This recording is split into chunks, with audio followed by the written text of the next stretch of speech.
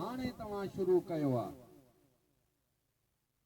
बाबा इहो जेको हाणे इहा ख़ुशी मसलन लाउड तव्हां हया ही झिरमिर लगाई ही झंडा लगाया ही कुमकुमा लगाया ही रोशनियूं लगायूं इहा सब गाल अल्लाह तबारक व ताला जे कुरान जेका पेशन गोई कई न उन पेशन गोई जी सच्चाई रब हिन सूरत में कई आहे। उहा कीअं? अल्लाह ताला कुरान पाक में फरमायो, अल्लाह सही फरमायो वद्दुहा वल्लैल इज़ा सजा मा वद्दअक रब्बुक वमा क़ला वलल आखिरतु खैरुल लक मिनल ऊला। अल्लाह तबारक व ताला फरमायो ओ मुंहिंजा सुहिणा नबी, चओ सुभान अल्लाह। ओ मुंहिंजा सुहिणा नबी, ओ मुंहिंजा पैगंबर, मूंखे तुंहिंजे रोशन चेहरे जो कसम आहे।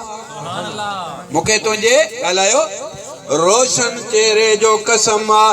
वल्लैल इज़ा सजा, तुंहिंजनि कारनि ज़ुल्फनि जो कसम आहे। मा वद्दअक रब्बुक वमा क़ला, अल्लाह तोखां कावड़ियो बि कोन्हे, रब तोखां रुसियो बि कोन्हे, अल्लाह तबारक व ताला तोखे छॾियो बि कोन्हे।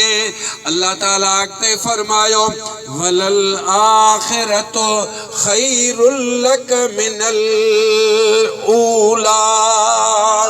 ओ मुंहिंजा सोना नबी, जीअं पो तुंहिंजो ज़िक्र उन खां मथे पियो थींदो। वलल आखिरतु खैरुन लक मिनल ऊला, तुंहिंजी हर पोई घड़ी पहिरीं घड़ीअ खां भली हूंदी। जीअं पो चओ जीअं तुंहिंजो शान वधंदो रहंदो, जीअं पो तुंहिंजो शान वधीक ॻाइबो। क़ुरान थो चवे वलल आखिरतु खैरुल लक मिनल ऊला। अॻ में माण्हू उर्स कंदा हा,